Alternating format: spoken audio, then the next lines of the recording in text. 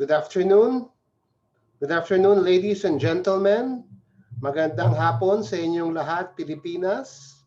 Welcome to the fourth episode of the IINN Series, a new program initiated by the Society of Interior Designers Singapore, sponsored by Autodesk. My name is James Paul, editorial co-chair and council member of the Society. I will be the moderator of the day.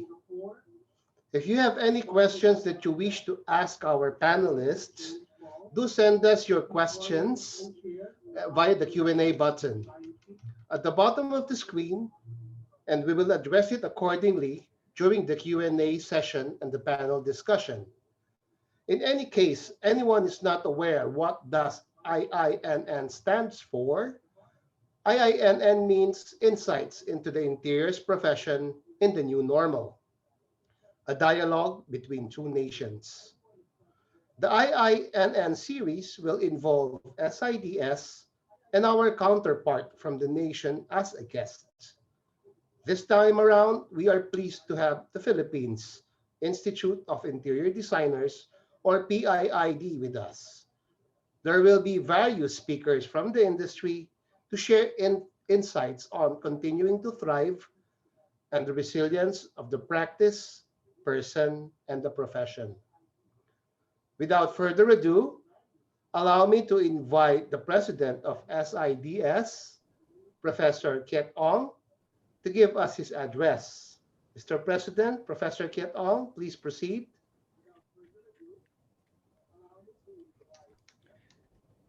Thank you, James. And Marcelo, my dear friend and president of PIID, our distinguished speakers, Alan from Singapore, and Bianca and Mark from the Philippines, as well as James, our moderator, and Siddharth from Autodesk, our sponsor for this event. Good afternoon, all fellow designers and everyone. Welcome to the fourth installment of the IINN webinar. Very delighted that we are moving towards the beginning of the end of this pandemic. The connotation of the end is usually not too good, but not this time. The health and financial carnage that has happened left many of our fellow industry stakeholders stranded and helpless. But you are not alone. If we have to choose one type of profession that will recover the fastest, that will be the creative ones. And there's one group in particular that is both versatile and agile, and they possess the capabilities of being highly adaptive, but also super resilient to the many adverse situations. And mind you, I'm not talking about the cockroaches, it's the interior designers. So Singapore has been seen by many in the region as the window between the East and the West. And many global citizens have set foot on this island at one point or another. Thus, the ID community in Singapore is a big melting pot of cultures, and people bring skill sets and contributed to the diversity in the way we practice our trade. One of the key agenda of SIDS since the completion of our interior design transformation roadmap in 2018 is to set up a regulatory system to maintain the high standards of the practices in Singapore. Last year, the Singapore Interior Design Accreditation Advisory Council, in short CIDAC, was officially set up to steer the movement forward, and if everything goes well, the first SIDS Academy will be up and running within this year. Alongside this, we are also working with the Singapore Green Building Council to churn out the first ever Green ID accreditation scheme to encourage ID firms to move towards a greener approach when it comes to designing and specification of materials. Well, some work just cannot wait. All this had happened amid the onset of the unprecedented pandemic. How did we do it? We had a team of superhumans, at least that's how I like to call them, that has to juggle with their practices, their teachings, and to do the national service at the same time. So presenting our SIDS council members and advisors. We believe strongly that this is something that has to be done for the profession, even if it means we had to go against the tide and slicing through the big tsunami coming towards us. As many Singaporean-owned as well as Singapore-based ID firms have come to realize that to grow also means to expand the business beyond our local shore. Therefore, the accreditation program will ensure the competency and increase the competitiveness of a Singapore ID firm. Of course, there are many programs and events that SIDS is concurrently doing with our 9 different committees, and one of the upcoming one will be our annual ID Fiesta called Seed Fest. This is a two-week festival that will take place in our National Design Center in the last 2 weeks of May, which encompasses events like the 20 Under 45 Awards, the ID Asian Roundtable, the Singapore Interior Design Awards exhibition, as well as the World Interiors Day celebration, just to name a few. Coming back to the IINN Webinar Series, we mooted this idea last year during the height of COVID-19 pandemic, as well as we wanted to keep the good international relationships going despite the closed borders between nations. With the locked borders, we believe that many of us are interested to find out how others are coping outside our own perimeters and learn from one another to encourage one another for the betterment of the industry. So today is one of those exciting days, and I hope everyone else watching this webinar now is as eager as I am. And as usual, I have to stop myself here as I can go on for another 2 hours easily. I shall duly pass the mic on. So sit back and enjoy the show. Thank you. Thank you, Professor Tiet Ong, our president. Next, may I invite the president of the Philippine Institute of Interior Design, Interior Designer Marcelo Alonzo, to give his address. Interior Designer Marcelo, can you please proceed?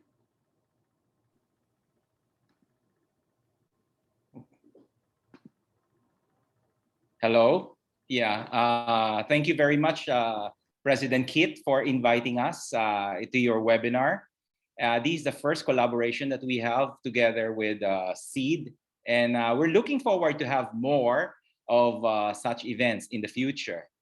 As you all know, 2020 will be remembered as that was the pandemic year, besieged by a year of lockdowns. In 2021, with the vaccines rollout coming, giving us a glimmer of optimism that this pandemic will soon be over. Interior design continues to thrive amidst the crisis. More so, interior environment became more important when most of us are asked to stay home. This afternoon, we have great designers from both countries to share with everyone their personal experiences regarding the profession and practices. Let us move forward together for a stronger interior design profession. Mabuhay. Thank you.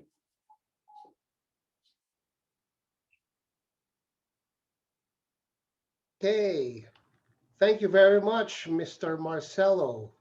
Next, may I invite Architect Alan Tay, Principal Partner of Firmworks Architects and co-founder of the Firmworks Collective.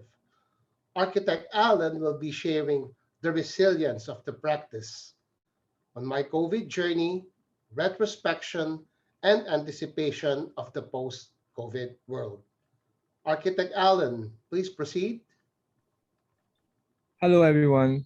Let me share my slides.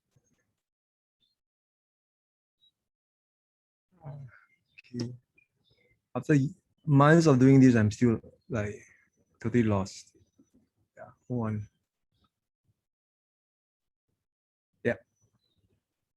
Can everyone hear me? Just to check. Hello, hi.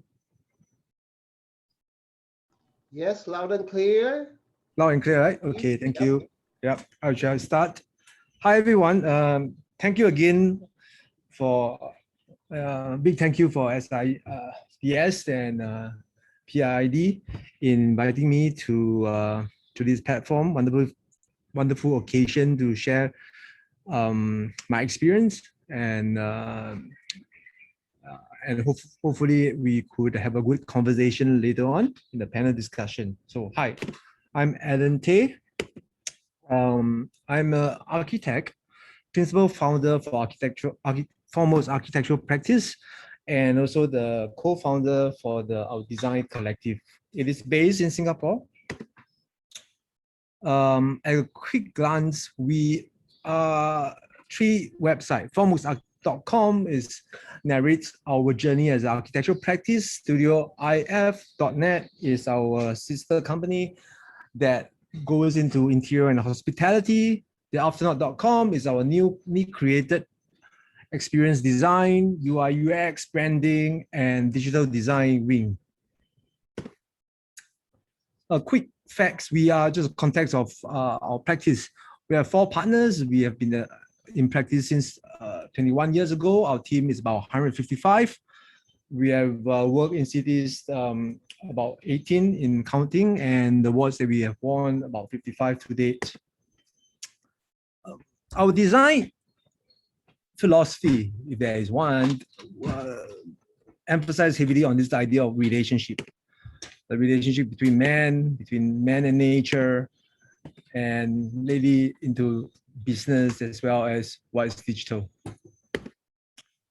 We are, in recent years, we have been increasingly interested in this idea of giving form to the future in what we do.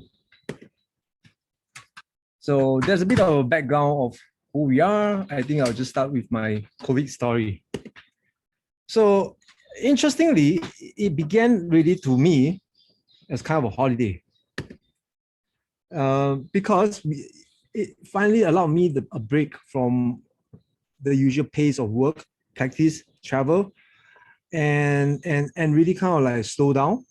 And that was kind of nice in some way to the change of pace in the beginning.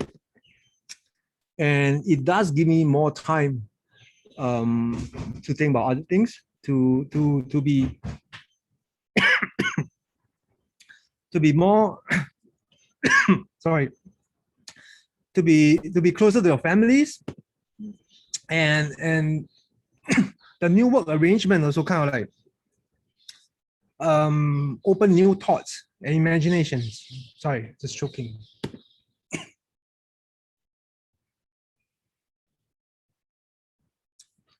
So if anything new and fresh at the beginning, the office was excited, you know, that this idea of work from home, you know, we begin to pose our own work environment, and we will collaborate with this fun stuff of like kind of exploring each other's house and new work environment from the office. And of course, in Singapore, that took a turn that even home-based learning, that the idea of schooling, homework, and it gets all embroidered into one, you know, seamless cycle. And we, of course, begin to create new events. The Zoom parties, way to meet up, you know, way to kind of socialize, way to connect, way to continue life as it was, but never the same.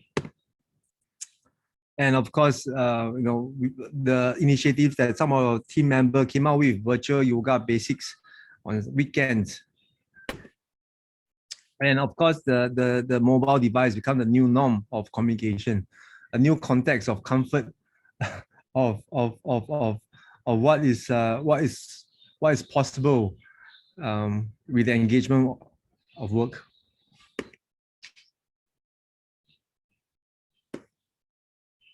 And time to slow down, to observe what was always there in our environment or in my house. I took up active gardening because by default, during the period, everything stops. So I have to maintain my own garden. I do a lot of things myself. So newfound interest or new regime or ritual. And you begin to explore hobbies like most of Singaporeans does. You know, when trapped at home, you begin to be imaginative of how to do with all this time. while working, while spending time with your family. So gardening.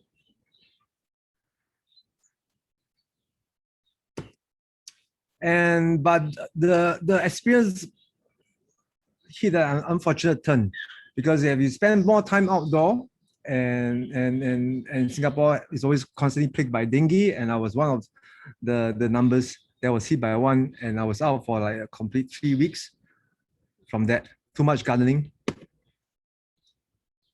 2 weeks of our action. And after that, when I recover, I thought all is well, and you know, I could be bounce back to like what I kind of enjoyed before that. And the curtain literally came down on me again. I realized that I had retinal detachment, something quite serious and scary for one that, as a practitioner of visuals, that the thought of losing your eyesight was immense. So I had that as well. And this was a pic that was sent by a colleague of what I should do during the recovery process. The entire month, I will have to be in this prone position, so that there's a kind of balance that that's essential for the recovery process. So I was like constantly in this position for the entire month. But what's interesting is this: despite that, right, we can still Zoom. And the circuit breaker in the context of Singapore was over. And in case you are wondering, that this is what we just managed to accomplish, but it's actually much more work is done all this while. And what was fortunate for us was the transition was smooth. We started rather early, in as early as January, where before Chinese New Year, where the first case in China, Wuhan, was kind of sounded. Our guys kind of went to action. Our corporate service team was like as if they are men on a mission, partly because of this word BCP, Business Continuity Plan. Because at that context, we were heavily involved. I would say 70% of our work were in China.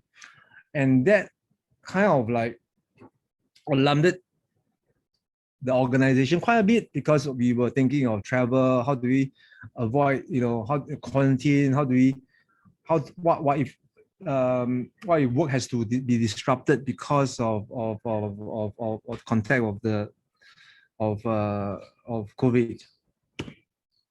So we were very prepared, in getting the necessary. Our guys were preparing sanitizer. Our executive director flew on his own initiative to Cambodia to secure cargo load of masks way before, while our minister in Singapore were saying that perhaps it's not so necessary. We were, as a business unit, finding ways and setting up our IT departments to set up stations at homes much earlier than the rest of the industry. And we discovered new software that is always around, called Float, and we begin to organize to arrange this idea of team A, team B, of alternate work week, and to literally kind of create space out seating arrangement. Because in any design firm, you will all agree that it is one of the worst place, because we really packed to the limit, open plan kind of layout, studio environment that is really conducive for the disease, right? And we had to do that, the new seating plan, as if it's a wall plan of how do we toggle the group arrangement to keep to the group integrity while allowing this format of operation. And when it was hit rather serious, we felt that when getting permission for our staff to continue working in the office, even with this kind of safe environment, we make sure their travel to work is safe. So you can see from this is the come 6 p.m.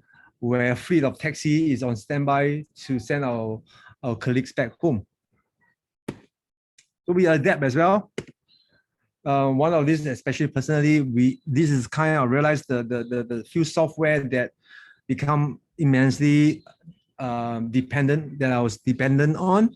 Zoom obviously grew that big, in terms of scale and size of the icons reflects the growth in dependency of the various software. Of course, Netflix, is indispensable between as kind of recreation. Small PDF, a new way of very effectively making files small, and we kind of email. There are software that the team viewer, Google Calendar becomes suddenly important. In the past, I depended heavily on my PA, but suddenly that privilege is kind of disrupted as well. You have to be more dependent in terms of going to meeting or sharing drawings and reviewing drawings and yeah. So I'm sure this is not new, and I believe that many will share with me that suddenly these are some of the common things that we pick up, because of the pandemic, or become more familiar because of the pandemic. So work habit evolves, right? And that was the COVID, for one thing, shows that we as a human being, as mankind, we are fantastic animal to adapt. The reason why we don't is because of habits, and the COVID demonstrated that. I had conduct of entire thesis year with my students entirely semester on Zoom, and that was never a options. Like that, you will never believe that critique and the kind of review session could be done virtually, but we managed to come through and realize something interesting, that platform sort of also in some interesting way dictate the way the architecture thesis could be approached or even presented. One good thing about it is obviously review sessions, we managed to, through this kind of connectivity, there's not physical, you get engagement with peers that is like in London and in sometimes in the States, despite across different time zone, that because you through Zoom, you could now can come together rather than be separate and because of geographical distances or time zones. And of course, we find new ways to sketch, and there's something for new for me. I have an iPad that I own an iPad for the longest time, but I never use a pen. I never use, you go back to your old sketching habits and you like the feel of pencil on paper, but with COVID it changes. Suddenly I'm a convert. You're forced to adapt and you're forced to kind of make, actively find new ways to kind of like to leverage on what's available, and you with practice you become kind of increasingly good at it. Some of the stuff that I scribble on. And of course, the review of samples, because you cannot have contact, you cannot go to the site. The contractors will come new ways of for us to kind of review samples. In this case, the tinge and the transparency of a glass sample, with us dictating the condition where they will hold up the glass, the amount of light, and it has to be face a white background, so to simulate the kind of the approximate the likelihood of the scenario that the facade is applied to. And even site visitation is tough once after the circuit breakers and things get back, because going to site you have to do your testing, you have to go through a certain regime of control. So it becomes a regular occurrence as an architect for me to just drive by and to stand from afar to review the sample. New ways to kind of conduct certain things that you have kind of take for granted over the years. And I mentioned float earlier. This was a lifesaver in a strange way, where everybody is like everywhere, and a common conversation that between business owners will be, or fellow architects or practitioners say, how do you know your guys are working? Which is kind of like unfortunate. We should always trust our guys, right? That they have the maturity and the enthusiasm and the responsibility to make things happen. It should be, you know, time. It should be, the schedule should give them the control, rather than to be so to micromanage their life.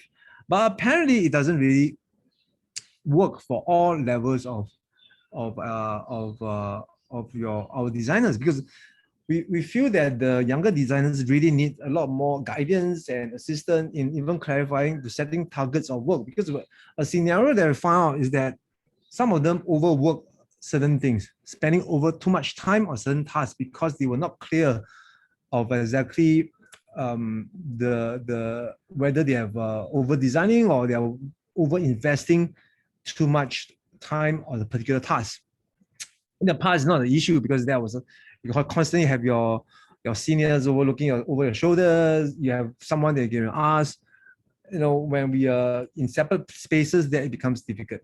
So float is a kind of interesting schedule for one to plan, for our leaders to plan with everyone's time. Then we begin to track, and then we realize that once that put down, we have a good visual on whether anyone is dedicated too much time on a certain task, or whether someone is kind of available, and when other teams are overworked, we could easily deploy the designer that is otherwise a bit more free, and that becomes really useful when you have not in the same space. And despite all that, we really still miss the analog way. I mean, making models, coming together, trashing things out is something that we miss immensely. And that this is one of the photos taken after the COVID, the lockdown period. And we were working on a competition, and that's something that that we still missed. So what is tough really, right? What is tough? The critique is tough. Critique meaning the discussion, criticizing work, giving comments. Without physical presence, it's always very difficult. Building bond obviously is tough. Performance review is a nightmare. Where you go deep down and you deal with sensitive topics without the face-to-face, without the entire body's gesture, is always something that we struggle with. Of course, Zoom stress. The effectiveness of Zoom is that we can manage to pack so much meetings, webinar or reviews from one to another with no travel time, with no. It is effective, but it causes tremendous stress as well. Sometimes we Zoom to midnight because suddenly you lose the boundary between what's working hours. Perhaps you are busy in a day, you may schedule review at the middle of night because no one need to kind of like rush to work the next day. And often I do feel that the Zoom session, because of the way it is, one have to take turns, right? Somehow you get this insecurity that it often becomes a monologue, that you are speaking to whether the audience is there. So that's one of the highest suspicion that I have. And time seems to pass faster during COVID. And unfortunately, I'm one of those that procrastinated quite a fair bit, where I have grand plans to keep fit. Instead I gained 5 kg during this time. Some of the unfortunate, let me shift some of the unfortunate things that were hit. Obviously, we lost a resort hotel in Langkawi. We lost the entire business hotel chain in the middle of crafting an entire new change to be launched, but the entire team was suspended. Obviously, we know that the hospitality, the travel industry is badly hit. So that was quite damaging for the firm. We lost a couple of houses that were suspended. Project inquiries dropped drastically during the period to below 75% of what was common. And cash flow was tough because everything becomes just slowed down significantly. I believe this is not entirely new. Everyone kind of share these experiences, so I move on. We lost a couple of competition, but there's no fault of the COVID. But in the end, we're still thankful of what we have because everyone is still safe, that we felt that we are still in a relatively safe environment, and that's something to be grateful of. And more importantly, with every crisis means opportunity. So we took the time to consolidate, to review, to think about what should be next, to review our own internal processes, to review our own aspiration, to review what is the new, most likely post-COVID business environment. And we have to reinvent, because in any crisis, which is also opportunity, without doing that, you will not survive. New market to explore. And I think one of the most key thing I felt was critical to the new age is to find new ways to collaborate beyond yourself, beyond your own discipline, to find alliances where as a way of managing the team, as a way of kind of seeking new market. It is something that is inevitable. And thank you. Thanks for listening. Yeah. Yay. Thank you, Architect Alan, for sharing your experience during the pandemic. I'm sure as interior designers, most of us can relate with what you experienced, especially the growing of the KG. Okay. So, I mean, the way I was thinking about it is what if it happens during the SARS period of 2003, when there were still no other options for like remote or virtual communications like this. That, looking at it, it's also good that it happened when all of these technologies are already available. Okay, so next, may I invite the co-founders and interior design principal of Empire Designs and Gussie Designs Incorporated, interior designer Bianca Favila, and interior designer Mark Perez, to share on the resilience on the person. Both will be sharing about the tips on how Filipinos practiced resiliency during the pandemic. Architect Bianca and interior design Bianca and interior designer Mark. Can you please proceed? Thank you. Hi, everyone. Good afternoon. Good afternoon, guys. Thank you for having us. Thank you for having us, SIDS and PIID. So we're here to share with you guys the tips on how we were able to achieve resiliency during the pandemic. Okay. So just a brief background, just to introduce ourselves, I'm interior designer Bianca Favela, and with me is my partner, interior designer Mark Steven Perez. Together, we form the principal and co-founders of Empire Designs and Gussie Design Inc. Both are interior design firms here in the Philippines. So, I graduated business management first in the Ateneo de Manila University and then studied again interior design in the Philippine School of Interior Design. I'm actually also teaching right now in the same school as where I graduated from in PSID. With my business acumen, I tried to really use that in this whole COVID situation, and it really helped a lot in our company. Mark? Yes. So again, hi everyone. I'm interior designer Mark Steven Perez. We'll do this very casually, so I hope you guys enjoy while we're sharing our experiences, personal and professional experiences. So like Bianca, I also graduated from the Ateneo de Manila University here in Manila. And I was actually lucky to be part of the board of directors and board of trustees of our professional organization, which is the PIID. And I'm also one of the co-founders of Harbor Hill, which is a lifestyle furniture store here in the Philippines. So my aesthetic is basically just leaning towards modern, chic, contemporary interiors. But of course, sometimes you just have to like break the rules, you know.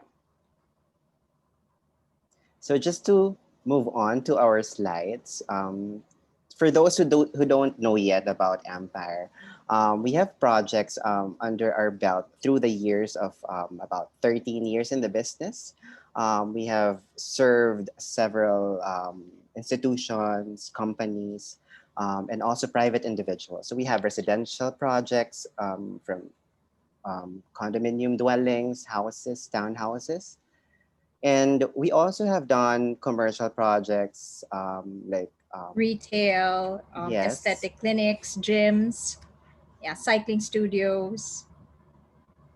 and most of our projects for commercials are basically like high-rise condominiums or offices. So we also do like lobbies, hotels, lobbies of hotels, and condominium. Residential buildings. Yes, we do the lobby, the amenities, gym,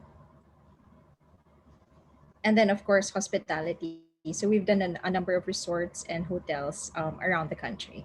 As well. So with that, we want to share with you guys resiliency. So what does resiliency mean? It basically means bouncing back, right? So I know you guys have heard this the entire lockdown. You know, we've all used this Mhm. word often, and it's easy to say it, but you know the journey is really hard, and I think we're still in this journey. We're still trying to be resilient. So we just want to Exactly. share with you guys our journey, our continuing journey on how we did it, and in the hopes that it can help you guys as well. So for these set of slides, we will be sharing some values that we have garnered or discovered through the years and through the months of being in this pandemic season.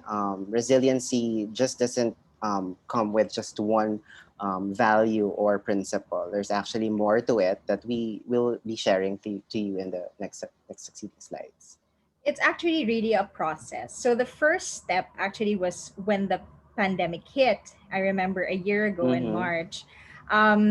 So lockdown, right? Everyone didn't even know what a lockdown is, right? So first first thing that you would do is really just to panic, right? You're gonna have some anxiety, like, oh, cabin fever. I'm not gonna be able to go out. How am I gonna work? Am I still gonna have work? So everything just goes through your head, and I'm sure everyone had that, no matter how successful you are, no matter how rich you are or whatever. Everyone just had that feeling. And so what helped us a lot was really to just pause. It was a great pause. Like when Alan said earlier, it was sort of like it was nice at the beginning. It made us stop and think about everything. It made us reassess our priorities. It was very different from our fast paced life. And so this helped us lessen our panic, lessen the anxiety, and just wait and try to assess first before we do, before we like change everything or think of all these negative thoughts. So we just really started with by stopping and pausing. Yes. Yeah, I remember us Bianca meeting, right? Like in Yeah. phone calls and like Zoom meetings. Yeah. We would ask ourselves, what are we gonna do? Like, how are we gonna survive this whole thing, this whole pandemic? Like, We we've were never experienced. calling, yeah, all Yeah, our colleagues, all our interior designer friends. We were asking, advice. What are you gonna do? So everyone was really just panicking, and it was really helpful to just suddenly realize that okay, yeah, we cannot do anything right now. So all we have to do is just stop, and let's and just wait for what will happen next. So sometimes in your life, you realize there are things that you really cannot change or can't do anything mhm, about. exactly. So the next thing, like after having that pause, we just have to be curious about something. Know for a fact that there's something in you that you need to discover. Like, where else could you improve on? Like, there's this challenge in front of you, and the key thing about facing a challenge is knowing who you are and being curious as to discovering yourself really takes a while, and it takes a lot of experience and years, but it would really help to just look into yourself and be curious, like ask yourself, where else can I improve on and grow on as a person? So we're really in a a phase of discovery in this age of pandemic. So every day we still discover who we are, and the people around us, our families and friends, like being with them or being stuck with them at home, you discover new things basically. And What's yeah. really just to add to that, what was really I would say nice about this whole situation was that, like what Mark said, we were able to discover a lot of things. We learned a lot of things about ourselves. We learned a lot of things about, even I personally learned a lot of things about my team. Everyone says they're millennials and all, but you realize how resilient they are as well. You realize a Yeah. lot of things about your family. And why we put this in curiosity is because, when you're so busy, pre-pandemic, everything was really fast-paced. It's really something that you don't have time. Basically, you don't have time to be curious. You don't have time anymore to do some research, to get to know yourself, to get to know others. And so curiosity just suddenly came in when the pandemic hit. So the next thing was to rethink, right? So after pausing and assessing, we had to really rethink our current strategies, like what used to work for us before, like how we do our business, how we market ourselves, how we talk to clients, even our assets, how we go to work, everything. We had to rethink everything, and it's really just, it was hard for us. Mark and I were like brainstorming every Mm-hmm, mm-hmm. day. Every day Yeah. we would do some research. We would talk to so many people. We would compute like numbers. So yes, it was really just a lot of thinking and rethinking and thinking again, just to realize, just to come up with new strategies. And then after, discovering and reassessing, yeah, after discovering or reassessing our current situation, we now know what to do, basically. So we know the strategies and how to address these challenges. And one of those is to just be flexible about things. Know for a fact that we live in a very dynamic society, and we live in a very fast-paced lifestyle, and we just needed to adjust, basically. So we can't complain. So this is already um, up in front of us, and we just have to like address it, be flexible. Yeah. In this situation, in this pandemic season, you cannot like really choose. I mean, you have to do it, basically. Yeah.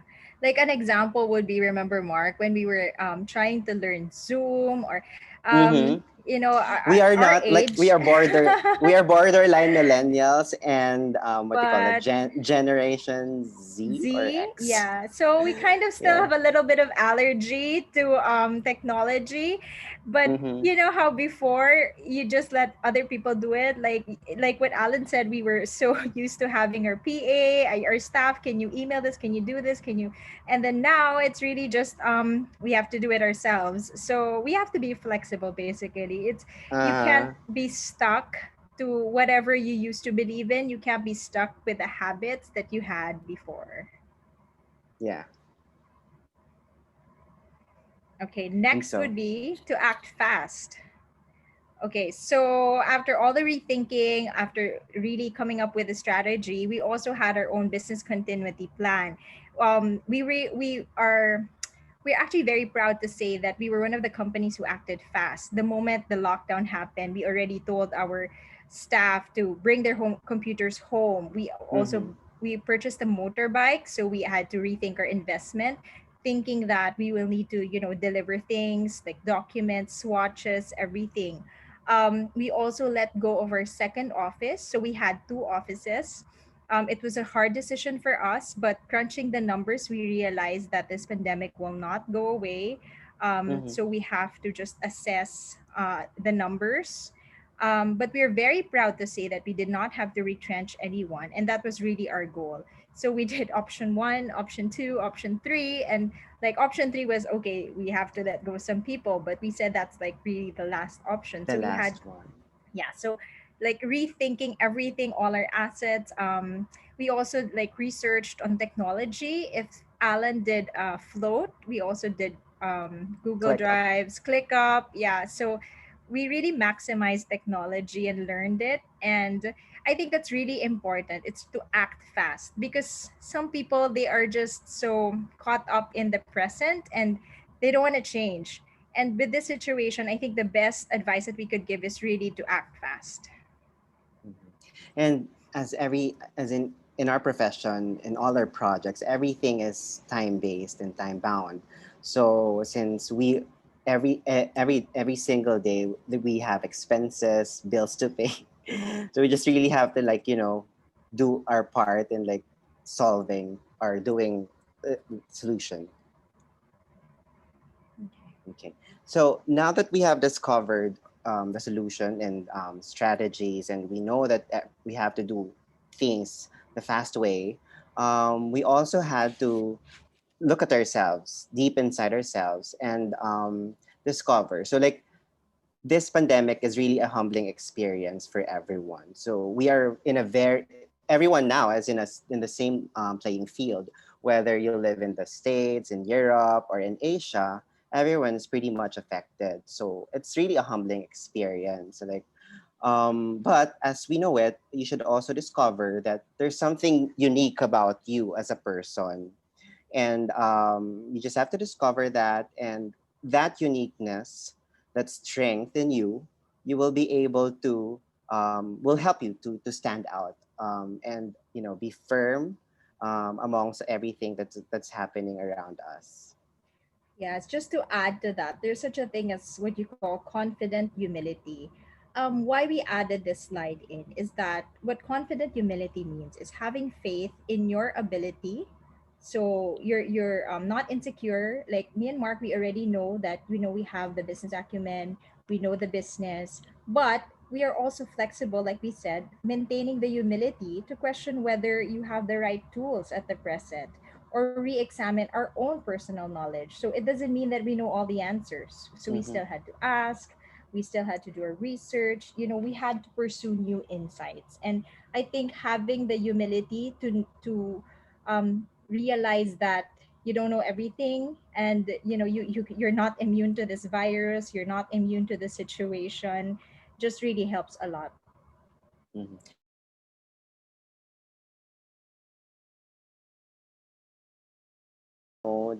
There's really no place for us to be ashamed of anything. Just have to be confident enough to know that there's something in you that could help you survive this big challenge in front of us.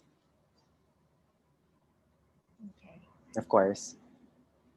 Another thing that we valued a lot during the pandemic is camaraderie. So first is camaraderie with our team.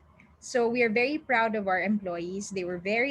Um, they're mostly millennials, and what Mm. they usually say about millennials is not true for them. They were so resilient, and even when Mark and I were thinking about the processes and how we're gonna do our business continuity plan, we involved them. So we created a form and really asked them, like, what do you need? What do you think you guys will need, and how can we help you? How can the management, be able to? How can we make this work? So that's when we did our car service. So even our staff are now like shuttled until today from their house and to the job sites or to meetings. They also needed some assets like computers. So it was really important to involve everyone else. So apart from the team, we had to talk to our suppliers as well, like little things like bank transfers. Or can you please allow us to do bank transfers because we don't want to go to the bank? Or we also Everything is had online. everything is Yeah. online. That's right. Even our contractors. So, Mark, remember we have like a Mhm. project. Yeah, the contractor basically just did a walkthrough via Zoom, Yeah. and That project is down south of the Philippines. It's like a 2-hour flight, or close to 2-hour flight to from Manila.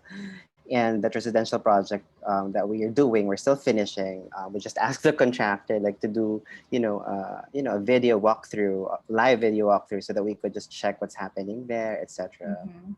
So it's very difficult to do your job if you don't have camaraderie with all these people, and even our clients, right? Our clients are very helpful as well. They're not very demanding in terms of face-to-face meetings and all that. So I think that's really very important for our practice, especially now. And of course, we realized through this pandemic that everyone was just stuck at home. We experienced I think the whole industry, the construction, interior design industry, architecture, had an influx of demand for home improvements, and we are very lucky enough to be in this profession that we're able to help families and individuals to improve their home and well-being. And of course, with the influx of these inquiries and projects, we also thought to ourselves, what else can we do? Like, what can we do to, aside from helping our clients, but we also want to reach out to more people. And in the news during that time, like last year, 2020, we everyone was just so eager to help. And one of our endeavors was basically to reach out to the medical industry, the frontliners here in the Philippines.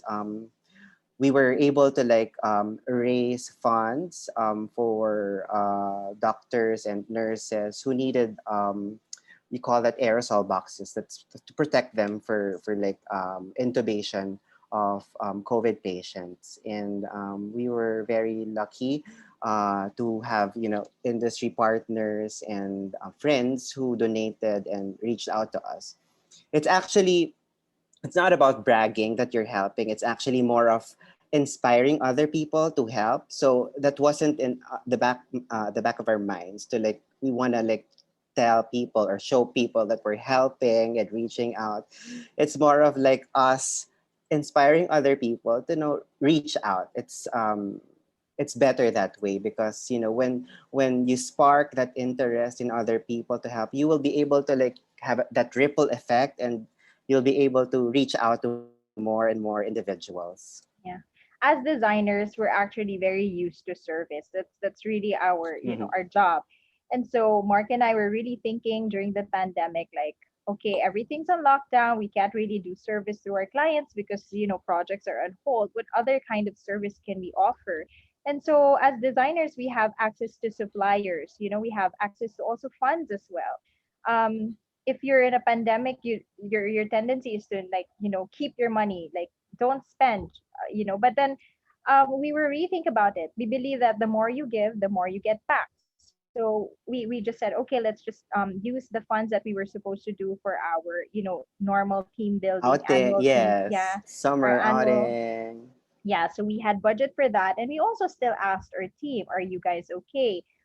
We're not going to have our summer outing, we're not going to do our team building, and we're going to use the funds to help. And you know what, they my team, our team really just they did everything. They contacted They the stepped up. suppliers, they Yeah. really stepped up, and that's what we're very proud of. And they did this when it was no work, no pay. So there was a time when if you don't have any work, no Mm-hmm. projects, then you don't get paid, and they did this nonetheless. So it's really something that we're very Mm-hmm. proud of, and that we feel helped us a lot during the pandemic as well. And we'd like to give a shout out to all of you Empire designers watching. Thank you Mhm. again. Okay. Is that it? Or oh, Oh, We sorry. just We have a few more oh, sure. Okay. slides. Yeah. Yeah, we Yeah. just have a few more slides. So just showing you our personal experiences during the pandemic. I'm sure you guys all have the same experience as us. So this is just me choosing fabric for the sofa. We were still working, when lockdown lifted in the Philippines. We really had to still go back to work and just, try our best to stay safe. This is the styling, checking out installations, and this is my family. So, like what Alan said, I also discovered new like hobbies, like planting. I would exercise at home. So I think it's just really more about flexibility and adjusting and just accepting the situation. Mm. So, like what Bianca was mentioning earlier, our staff were shuttled every to and fro their location. We do still have to keep ourselves safe every time we go to the site visits with level 3 PPEs at that. Yes, so And hot. then yeah, and then Uh, this okay, photo so above. Sorry. I was just gonna show the photo of all the swatches now Oh, invading my house. house. So it's again like I can't complain. The interior design profession, actually, the industry has been resilient throughout this pandemic. If not for anything, a lot of projects came in. People just really wanted to fix their homes because they are in their homes a lot. So we're really grateful. And yeah, so this one we just wanted to share our baby during the pandemic. Uh, is it playing? Yeah. So Sorry. Gussie. Okay, so Gussie Design is actually a different company from our Empire Designs company. Gussie is now everything online based. We have design services online. We also have a shopping. We have an e-commerce platform. So it's basically your Lazada and Shopee of all the different suppliers in terms of furniture and decor. And so we're actually offering this not only to us, but also not only to our clients as well, but also to all you designers. So you can safely shop for your clients through our website. So just plugging, just go to www.gussie.design and you can see different price ranges. So the video is now on. You can see window treatments, you can see decor, everything, and these are all your favorite suppliers in one hub. So we have Landmark coming in, All Home. We have Home Story, Hey, Mhm. just all the brands that you know around the country.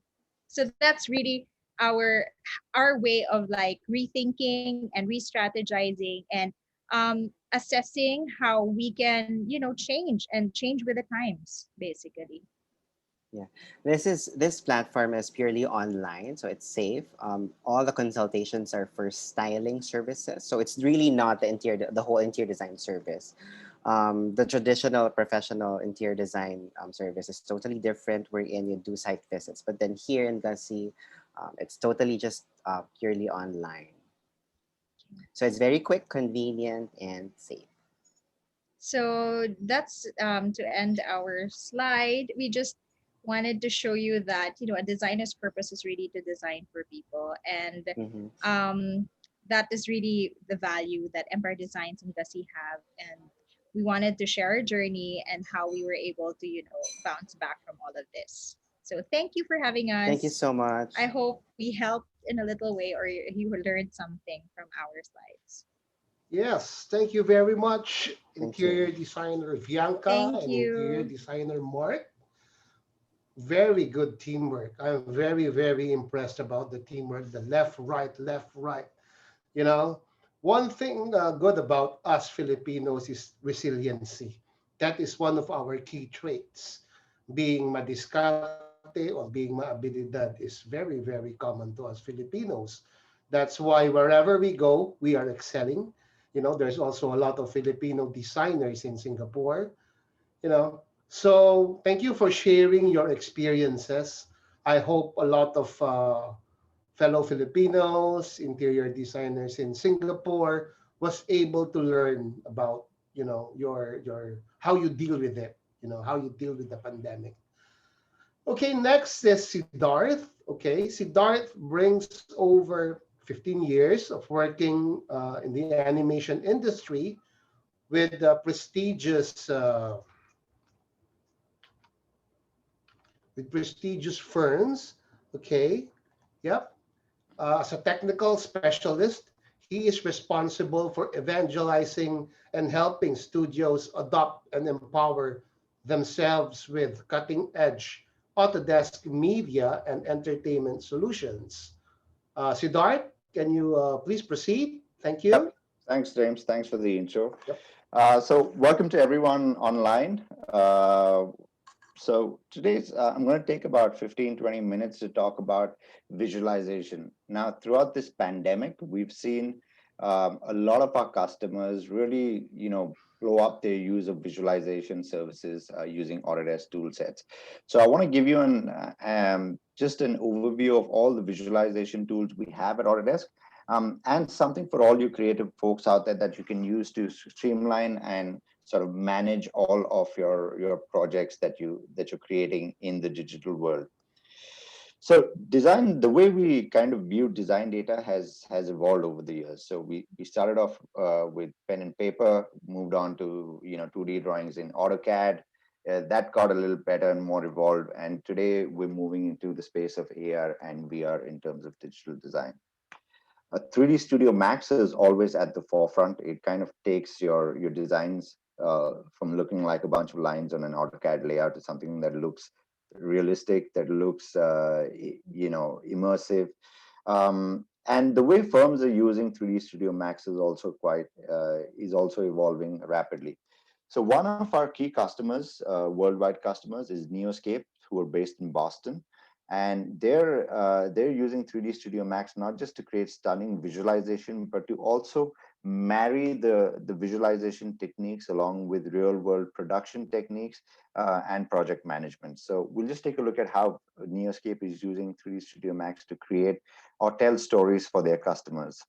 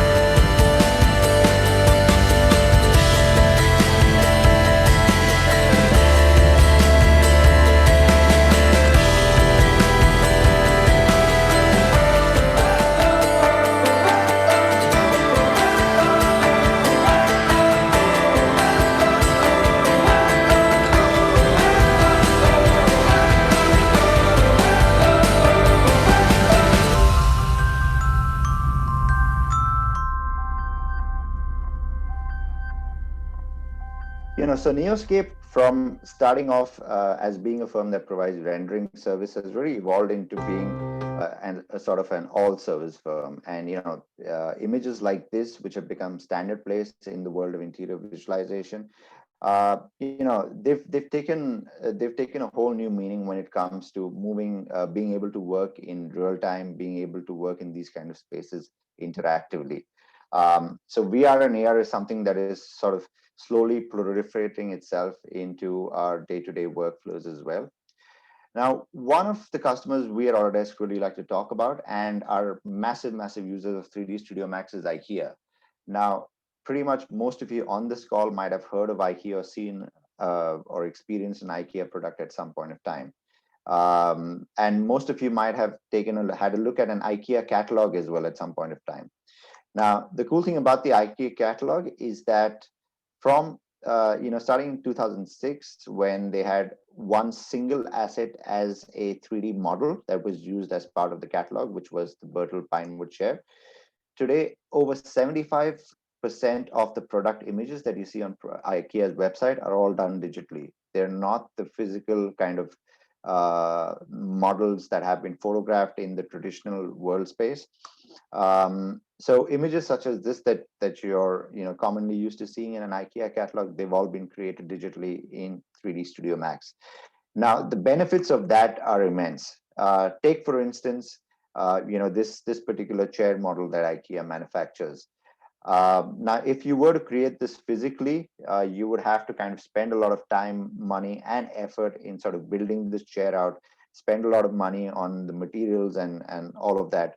But by using 3D Studio Max to create this asset digitally, you not only are limited to using one variation of this chair, but very quickly from one, you can go on to three and then scale up the number of variations that you're able to offer to your clients digitally. Also, by sort of moving the entire work process digitally, you're able to localize your products, or you're able to localize your interior spaces. For instance, a home in Japan looks very different to a home in the US or in Germany.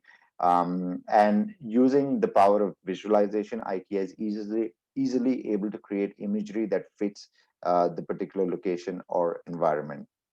And finally, Max has always been at the forefront of providing realistic imagery.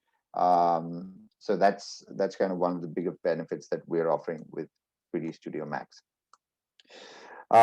So just to sum it up, why add visualization? It allows you to attract a large range of clients. With visualization techniques, you can place your designs in fully realized locations, so you can match it with real world photographic or movie techniques as well. You can quickly react to design changes, and you can reduce production and operating costs as well. And Max is there, so I'm not going to really spend too much time on that. But something that we recently added in 3D Studio Max is the award-winning renderer called Arnold. Now, Arnold has actually won 2 Academy. So this slide is a bit old. It's actually won 2 Academy Awards for rendering tech. It's been used in all of the big Hollywood movies. And we've very recently sort of done an integration for 3D Studio Max, which allows you to use it for high-end visualization projects as well. So just to give you this is a short video showing an exterior visualization done using Arnold. We're just placing some quick skylights or sunlight in the scene. And as you can see, we're getting, the results we're getting quite a fast feedback in the Arnold render view. Here we're using the daylight system that exists in Max, where we can quickly pick a location on Earth and try and sort of simulate the time of day light setups over there, and quickly sort of do some quick mock-ups in 3D Studio Max. Again, we've also recently introduced the GPU version for Arnold. What that means is, again, close to interactive real-time rendering right inside the 3D Studio Max viewport. So here we're switching to the GPU. We've got a pretty decent quadro card in there. And as you can see, we're able to be interactive. And as we move around or change the lights on the scene, we're getting quick and interactive feedback. Now, one thing that's that's been sort of the most affected part due to the COVID pandemic is obviously team collaboration and team management, right? Now, typically in a design firm, you would have physical meetings where you would discuss changes or alterations to the design, and you would use physical stuff like maybe an Excel sheet, a Google Doc, to kind of communicate or set up the project plans in there. Now, the challenge always is that when you have a project, you're using stuff like AutoCAD, you're using stuff like 3D Studio Max, you're using some kind of communication tool that you use within your studio, you're using sticky notes, you're making use of email. Now, all of that is pretty scattered in terms of the project. And this gets even more complicated when you're trying to collaborate with different studios across the world. So it just kind of scales up in terms of connection and scalability. Now, Autodesk has something called Shotgun, which is quite widely used in the animation and the 3D world. We're now slowly seeing a lot of visualization firms also adopt Shotgun just because of the challenges it helps solve. Now, the cool thing about Shotgun is that it's all in the cloud, so you don't have to invest in any kind of additional hardware. Shotgun ties in communication, it ties in design review, it also links in to your commonly used applications as well. So just to give you a brief overview of what Shotgun is all about, I'm going to play a short video, and kind of that will take you through the Shotgun journey.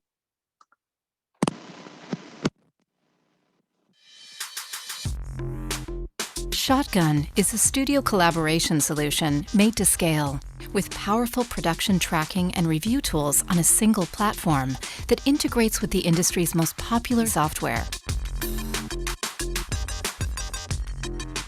Shotgun makes it easier than ever to connect entire studios, teams, and workflows.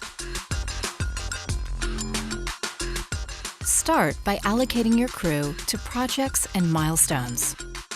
Alice will be assigned to animation and set a start and due date.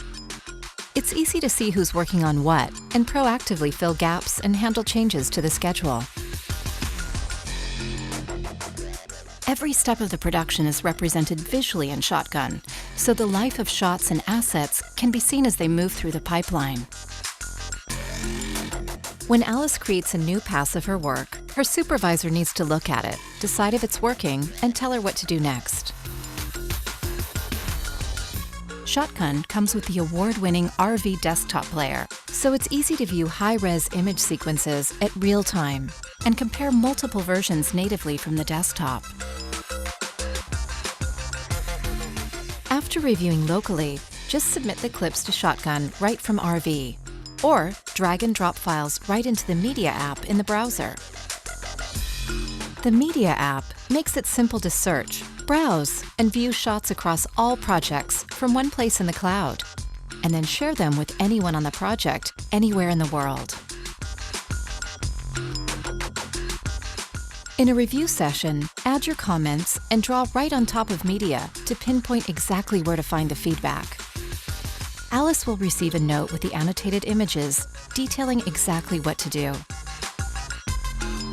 No need to worry about a busy schedule getting in the way of reviews, because whether you're at your desk or on the go, Shotgun makes review easy. With an internet connection, you can review from anywhere on your phone with our iPhone app. Log in, check to see what you've missed, view, and draw on the frame, communicating with the artist while on the go. Using the Shotgun panel, Alice can quickly reply to notes and access task information without ever having to leave her creative application. Ready to share it with a client? Shotgun helps you organize work to present in a few clicks. Clients can see their work in a simple and secure website from anywhere in the world, even from their phones, and their notes come right back to you to share with your teams. As the project wraps up, view live, up-to-the-minute reports to see how shots and assets have progressed through the pipeline and help plan for the next job. Shotgun connects everyone on your team to the creative work, each other, and the productions as they progress. And finally, along with Shotgun, which helps you tie in your projects, we're seeing the emergence of AR and VR design as well. So 3D Studio Max provides the perfect jumping point for getting your designs from your CAD applications into AR and VR applications. One of the cool things that we've done over the past couple of years is sort of this demo set that we've created. It's hooked up to an HTC Vive, so it's basically an apartment in LA that was designed originally using Revit, and we brought that into 3D Studio Max. Jazzed it up with some nice looking materials, and then pushed it to Max Interactive to create this VR simulation. Now, with VR, the possibilities are endless. It actually allows you to be inside your digital design. And thanks to its gameplay mechanics, it also allows you to be, make objects interactive within your design. So for instance, we can go on and turn on the television set by the click of a button. Just teleport ourselves into the different rooms in the apartment, so we can get a real sense of space and sort of colors and lighting moods and so on. And we can also, make objects interactive thanks to the gameplay mechanics that exist in engines such as Unity or Unreal. But for designers, one of the really cool aspects about AR and VR is the ability to make design changes on the fly and see the customer's reaction to that. So, for instance, we've got a digital swatch that we've set up where I can quickly go ahead and pick different elements and have that applied to the different facets of the apartment. Now, for those of you that think you're a pretty decent rendering artist with 3D Studio Max, we're currently running an Autodesk interior design contest. So we'd like to see your designs and promote you via the Autodesk channels as well. So that's the link if you want to sign up. Send us your designs, and apart from some cool prizes that we have over there, the last date for submission is 30th April. And we have some cool prizes to give away from Autodesk, and we'll also be profiling the winners on the official Autodesk websites. So for those of you who want to learn more about 3D Studio Max, check out the YouTube 3ds Max Learning channel. We've also got a learning path on the area website for you guys to check out. And I think I'm almost out of time, but if you want to get in touch with me, that's my email. You can find me on LinkedIn as well. So thanks for being a part of this webinar. I actually got called in to parachute into this session really late last evening. But it's all good. If you want to know more about Max and all the Autodesk techs, just drop me a line. Cheers. Bye. Thank you very much, Siddharth. I can see that Autodesk is always innovating. This is one of my our favorite softwares as far as interior designers is concerned. Okay, so next up will be we will having a panel discussion. Okay. Meanwhile, you can have your questions. Put in your questions that you have to ask our panelists. Do send us an Q&A button below. Okay. So I think there are some questions already. Okay, I see that there are some questions already. So without further ado, I think we have to start with our Q&A session. Are you guys okay with extending a bit of time, maybe another 20 to 30 more minutes max? Okay, so we can still share. There's a lot of things. I see a lot of questions here, so it's good that maybe a few extra minutes of your time you'll be able to learn something. Okay, so let me look into the questions and then I will address it to the speakers. Okay. Yes. Okay. Let me address these questions first to interior designer Bianca and to interior designer Mark. Okay. Knowing that you have a company. Okay. But how about Joe's? You know, coming from Angel Marquez. Okay. The question is coming from Angel Marquez. What advice can you give designers like architects and engineers who are freelancers, okay, on this during this pandemic? Because of course, you as a company, you have the resources, you have the, I mean, the means. But how about the freelancers? Please address. Thank you. Well, for me, I believe it doesn't matter whether you are an interior designer who owns a firm or works in a firm or actually does freelance. I think the industry right now is really thriving, like we said, because of everyone's at home and everyone wants to do their home. So I think you just have to put yourself out there. Social media has helped a lot. Mhm. Before this pandemic, Mark and I didn't really like post things. We were allergic to social media, but I think especially the young ones, they really help a lot in like putting yourself out there and like showing your services that you can do things. Mhm. At the end of the day, it doesn't matter whether you have a company or not. It's really about your professionalism. I think one of the reasons why Mark and I, our Empire Designs, thrived is really our focus on service and client centeredness. So basically, all our clients still went back to us, and we're proud to say that we're known for that. We're known for focusing on their needs, and I think that's really something that is very helpful in this profession. So just don't focus on the money, don't focus on the projects or the prestige, rather just do your job, and I think that will help no matter where you are. Mark? Yes, and just to add to what Bianca mentioned earlier, we just have in this day and age, you just have to find out who else needs your service. It's actually, in our profession, it's sort of in our ethics. It's unethical to like promote your profession or your business, but actually, you just have to like find a way to know who out there needs your service. You're being an interior designer, architect, or an engineer. Basically, there's always going to be some help needed. You just have to find out who that person or who that company is. You just have to do your job and looking for that particular need. Great. Um, Yep. yeah, when we started, it's usually just family and friends. So you can just ask around, do you need help? Hey, let's redesign.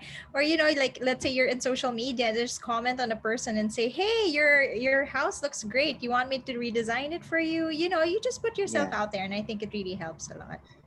Yeah, that's good. Good to hear that. Yeah, great. Okay, so my next question is for architect Alan Tay. Okay, most of the questions here are for interior designers, but I singled out something that I can see that you can address, architect. Okay, the question is, it's from an anonymous attendee. The question is, do you think clients' priorities have changed because of the pandemic? Yeah. The with the pandemic, as mentioned earlier, there are new opportunities. There obviously from we what happens? Okay, start the video. Okay, sorry, start my video. Yep, I'm still around. Hi. Yeah, the the the pandemic brings with along with new opportunities where we saw a certain drastic decline in certain sectors, travel and hospitality, hotel businesses. There are opportunities from homeowners. Lately there is it's kind of a boom that is experienced. Perhaps there are a lot more transaction, new homeowners or homeowners that wished and realized that the house needs transformation because to accommodate to the new norm. So there are this sort of new revenue as one things happen. It's about a shift and whether you are able to react to these opportunities and tap on the new market. In the commercial realm, we have business owners, developers sharing with us that the unknowns with regard to the sectors in offices, with sectors in retail. Retail has been a long while suffering from a certain decline, and the urgent call to reinvent the idea of retail is always been has always been there and make even more urgent during this pandemic, where a lot of people jump onto the bandwagon on the Shopee and Lazada and Grab and delivery. It becomes a new even this sector becomes booming where questions are laid upon on traditional brick and mortar shops and retail, and those has been in a way kind of work that we have been doing, and hence I mean it was exciting time as well because we are called to investigate alongside to and that's really nice because in the past where there's always a dominant trend, you just kind of like you're given a brief and you produce. But when there's a crisis, I think designers could is to me a call to action where we could contribute a lot more actively in this situation where everything's unknown, where the usual parameters and assumptions are no longer relevant. It's certainly an exciting time for creatives. Yeah. Okay, thank you very much, architect Alan Tay. Yes, the next one is we're going to go back to interior designer Bianca and to interior designer Mark. This is coming from a student. It's an anonymous attendee. Okay, they're asking any tips for interior design students, especially this pandemic, and those who are about to take the board exams. Also, if I may ask, are interior design internships still being offered by these companies like yours despite the pandemic? Uh, that's the question. Thank you. Mhm. Hi, thank you for your question. Hello. Yeah. To address your question, basically, for those who are aspiring interior designers, students, and board takers, we still encourage you to take, the board exams. There's really a huge opportunity for you out there to grab, and especially now in the Philippines, we are a booming country. We are in the state of development, construction. There's always going to be room for design, architecture. And as we speak of development, there's always growth. And when we talk about growth, there has to be design. And our profession is actually going to be in demand, even up till now during the pandemic. So there's really no, if it's something that you really love to do, interior design, so just have to go and grab it, pursue it. Yeah, just to add to that, currently, as mentioned, I'm actually teaching still during the pandemic. So I do Zoom classes for my PSID students, and I always tell my students, again, it's hard. It's very different learning through Zoom and listening while there are so many distractions happening around you. And I guess the advice that I could give is really to just, if you really love what you're doing, you really want to pursue interior design, then you again adapt, rethink, try to be more flexible, find ways for you to still learn. Don't use this pandemic as an excuse to be, complacent, or, I don't want to study anymore. It's a pandemic because I don't have school. You still have, yes, you still have Zoom, right? You still Yeah. have your classes. And I know it's harder, but then, yeah, we can do hard things. We can do this. We're My interior kids are designers. asking that. Yes. Do we still need to study because of the pandemic? Is there any Yeah, future? you should. Yeah, Definitely, yes, of those are course. kids' questions. Yeah. So I they are questioning know. our future already, It right? shouldn't Mhm. be an excuse. Of Actually, now course, more I than know. anything, you don't have any more travel time and all that. So you have more time, actually. So Yeah. use this time wisely. Don't be lazy. Just pursue your passion, and And enough it'll of social media. It's the waste Yeah, of exactly. time. I can relate to that. Yeah. Thank Yes. you. Thank you very much for your answers on the question. Okay, the next up is for Siddharth from Autodesk. Okay, it's also from an anonymous attendee. Okay, they're asking whether Autodesk softwares has increased in terms of sales, in terms of usability, in terms of I mean, it's more used now because most of the people are supposed to be online. Right. So I think they're asking whether what is the bottom line?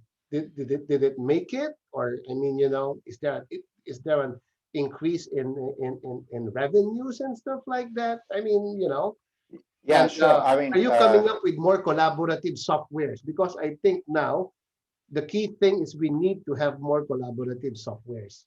Okay, absolutely. sorry. Yeah, so I can answer that totally.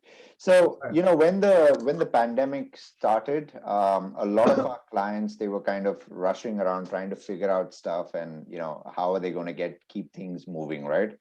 Now, obviously, we at Autodesk, we made a switch to the kind of licensing that we have, wherein now you can just sign into your 3D Studio Max or Maya license from anywhere that you are. So that did help a lot of customers. Obviously, the demand that we're seeing in terms of visualization and sort of mainly for product visualization has definitely gone up, right? Uh, so that's more towards this crowd that's attending the webinar. But anything digital, so if you take Netflix, there's more demand for content. There's more people playing games at home. So the need for software like 3D Studio Max or Maya has definitely gone up. But more importantly, the one that we saw kind of really booming or picking up was Shotgun. So Shotgun was sort of fairly concentrated in the animation and the movie space, pre-pandemic. But as throughout the last year or so, we've seen a lot of different kinds of visualization firms pick up Shotgun because it's pretty much built for any kind of creative work, right? So Neoscape, which is a visualization studio, they got Shotgun for the entire kind of creative process that they employ. So we're seeing kind of collaboration tools, project management tools get more and more important as we move along. And more importantly, I think people are moving to the cloud faster than ever. You Yeah, know, pre, definitely. pre-pandemic, we had some resistance from customers. They were a bit skeptical about how safe would their data be on the cloud and this and that. But as soon as the pandemic hit, I mean, right now we're seeing even the biggest customers, like someone like a Marvel Studios, right, who's very picky about letting any of their data really be on the cloud. So now even studios that work for Marvel are okay moving to the cloud and adopting cloud applications. So that's the kind of the business transformation can keep going once you're on the cloud. So that's kind of the important bit, I'd say. Great. Thank you very much for your answer, Siddharth. Okay, I see a question here that I would like to address. Being one of my core expertise now is about indoor air quality. Okay, so I see a question here about for interiors. Huh? Okay, I see about one question here from Charlene Natalie Chua, which is aside from HEPA filters in an open layout, what are the other things we can do use? Okay, so like what I say, I'm trying to focus more in my career now. I'm trying to focus more into indoor air quality because I think this will be a very, very crucial part moving forward. Post pandemic, I think there will be a lot of talk regarding the air we breathe. Like what I always tell people, we are also conscious about the food that we eat, but we are not thinking about what are the air that we breathe. But technically, they are all going through our system. So it's also very, very important to consider indoor air quality, especially in interior design and in interior spaces. So what I can say about this HEPA filters is, okay, I mean, I'm trying to come up with a topic on methodology-based interior design. That means design for better air circulation and confined spaces. I'm actually trying to focus more into this topic, moving forward, as I can see that besides when doing, I'm doing more offices. The way I see it is whenever we do offices, we only think about the aesthetics. But at the end of the day, things will change. Okay, the new normal now is not all about aesthetics. It's about airflow, it's about space, it's about comfort. So we have to put this in mind. And of course, we have to make sure that all of these are properly implemented. You know, based on my research, I think putting a lot of plants into a workspace or into an office or into any environment is very, very good in terms of our mood, in terms of our general mood. Photosynthesis also, though it's not proven, is also helping us breathe better air indoors. Okay. And then of course, space. Now with social distancing, with trying to put people farther apart, we have to also introduce this into our indoor air environment. We have to put a lot more space. We have to put high ceilings as much as possible because volume brings in a fresh air. Okay. The problem with indoor air is always about carbon dioxide. The more people integrated into a space, the more carbon it will get. Okay. So CO2 is a very crucial part of our indoor air environment. Okay. Indoor air quality. So we have to introduce more space. And then, of course, comfort. What I mean by comfort is temperature and humidity. Okay? Temperature and humidity by itself is also very, very important to us. Okay? Why? It's because temperature also makes us more comfortable, and then humidity also, it discourages the growth of molds and bacteria and fungi. So make sure that you also clean your surroundings. Don't put unnecessary food everywhere, or probably water leakage and stuff like that. And lastly, TVOC. Okay, TVOC or total volatile organic compounds and formaldehydes. Okay, most of the offices, most of indoor workspaces always come up with formaldehydes coming from furnitures. So these are all triggers, and then eventually you will have headaches and stuff like that you'll never know. But then you're thinking, why am I having headache in this space? SBS, sick building syndrome. Why are you having, how are you having, this type of, this feeling? Why I feel claustrophobic? Basically it's because of these things. Okay. And then of course, lastly is mechanical devices. Mechanical devices like air purifiers, UV air disinfection devices, which we have, it's called the Luminaire. Okay, it's distributed by Concepcion Industries in the Philippines. Okay, so it's a Filipino product that is also being developed and produced in Singapore, and it's now being sold in the Philippines.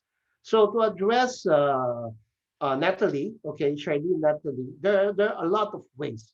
Don't just close your mind into HEPA filters. It's not a one-off solution. There is definitely an interior design solution into indoor air quality.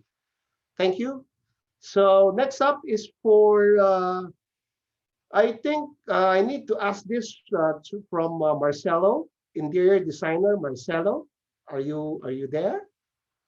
Interior designer Marcelo. Yes, Okay. sir. Yes, sir. I'm still Yep. here. I'm still here. Today, may I ask you, because you're the president of PIID. Yeah, what about? Yep. May I ask you, what is the difference between interior design and architectural interiors? What defines each of them? Coming from Renz Irving de la Torre, what defines each of them? Um, that's a very, that's a more frequently asked questions, no?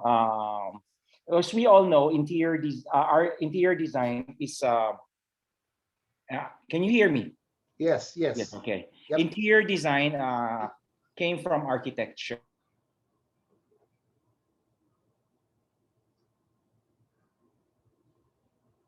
You're cut? And Yep.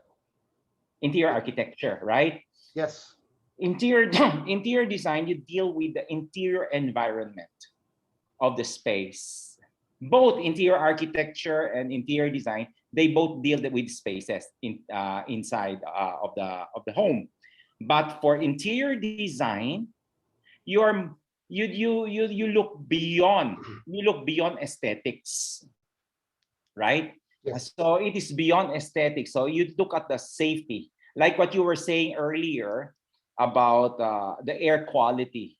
Today, after the pandemic, what you are going to think of right now is how are we supposed to design the space indoor when you need to have an open air, because you have to have a cross ventilation, especially if you're living in a building. That's a challenge for interior designer, right?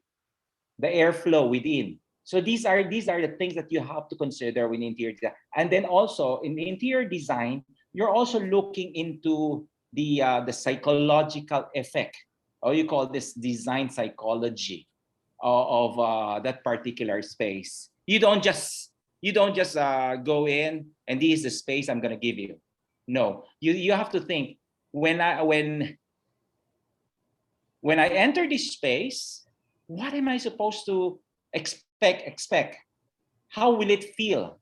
Because you always have to consider, as interior designers, the feel of the space, the emotional feeling of that particular space. Second, you also have to think of the flow, right? The flow of that space, right? And then the function, which is more important, right? Of that interior space. Interior architecture it deals with only the architectural aspect of it, right? The architectural aspect. What do you want to add something, Bianca? Yeah, just though I think interior architecture is really about like the floor, walls, and ceiling. What you were saying, like Yeah. architectural part of it, but IA is just a part of interior design. So when you study interior design, you study interior architecture, but you study a lot of things, other things like furniture design, space planning. So IA is just one small part of interior design, basically. Great. Did Great. we answer your question, sir? Thank you very much. That was a very concise question. I love that. Thank you very much, Marcelo and Bianca. Okay, our final question. We're running out of time, so I need to throw the last question to our president, Mr. Kiat Ong. Kiat, you're there? Kiat? Yep. I'm Okay, here. okay. This is Yeah. coming from our side, so I would rather address this question to you. Okay, moving forward, what do you see designers' office will be like for post-COVID period? Would it be the same normal, or would it be in hybrid form? Would it be a smaller office with most working from home, or will it be to be reviewed on how living environment should be? This is coming from Kwang CM. Thank you. I think it's a very good question. In fact, there are many directions that we are all speculating, even in the interior design fraternity. It can move either way. And in fact, now if you look at some of the offices in CBDs, people are taking some future actions now, so because of the current pandemic, there are bound to be a separation or longer distances between the furnitures and things like that. But people are anticipating things to go back to normal eventually. So in fact, at this point, a lot of people are doing transitional changes, right? So I think the question is meant for what happens after, assuming everyone get vaccinated. So what is the real outcome eventually? I think at this point, there are certain habits that has been cultivated due to the pandemic. There are people that are working alternate days, from home and office, and there are people that are permanently situated at home and reporting to the office. So I think what this signifies is that it comes back to human behavior, right? Human are lazy, right? I mean, I meant that for myself as well. Huh? Human are lazy by nature, one way or another. No matter how hardworking you are, your momentum will slow down with the kind of environment that are given to you, that you are situated in. So one way or another, there are people who are reluctant to go back to work after the kind of hiatus, or working from home situation. So in fact, there are even voices that we heard from the ground that people are, getting tired of getting back to the office. So I think eventually this kind of mentality will shift, towards a new way of working. And in fact, even for my own company, now we are adjusting some of the timing, to slowly get back to what would be the new normal, but you will never get back to the old normal again, right? And also, I think with this period, people are more accustomed to online communication, including client and ourselves. So I think there will be a big paradigm shift in terms of how offices operate, especially for the design industry.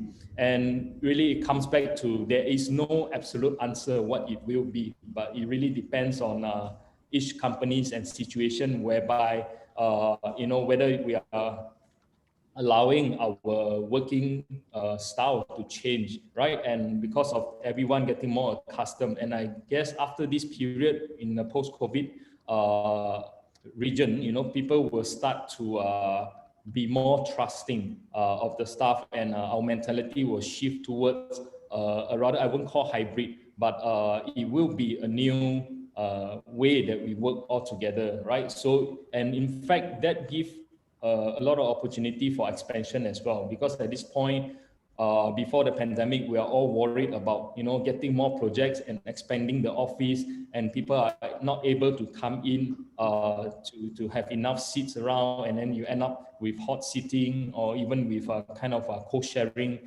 kind of situation. But now that we are all accustomed to this, that gives us actually an opportunity to grow, both physically and virtually at the same time. Yeah, I hope I answer most of the query for Yes, this question. definitely, Kiat. Thank you very much, Kiat Ong, for answering the question. So I think that's it. Thank you, everyone, for joining us today. And I hope the topics that we have shared and we covered in the panel discussion, which is very interesting, would be beneficial to you. So, in behalf of the Society of Interior Designers and the Philippine Institute of Interior Designers, led by Professor Kiet Ong and the interior designer Marcelo, Hello. okay, thank you for your time.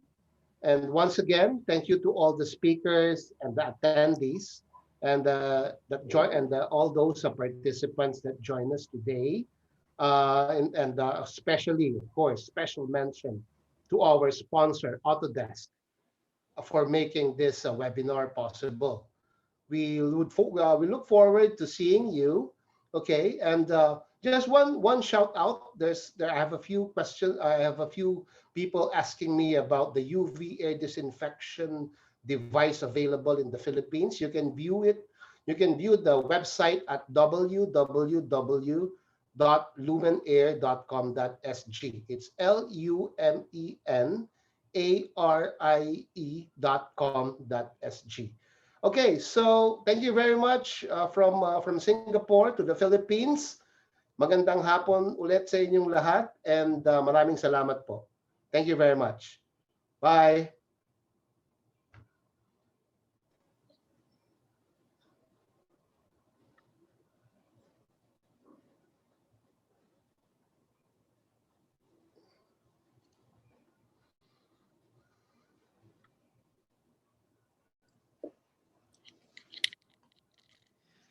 Okay, one down, one to go. Sure. Thank you for your participation.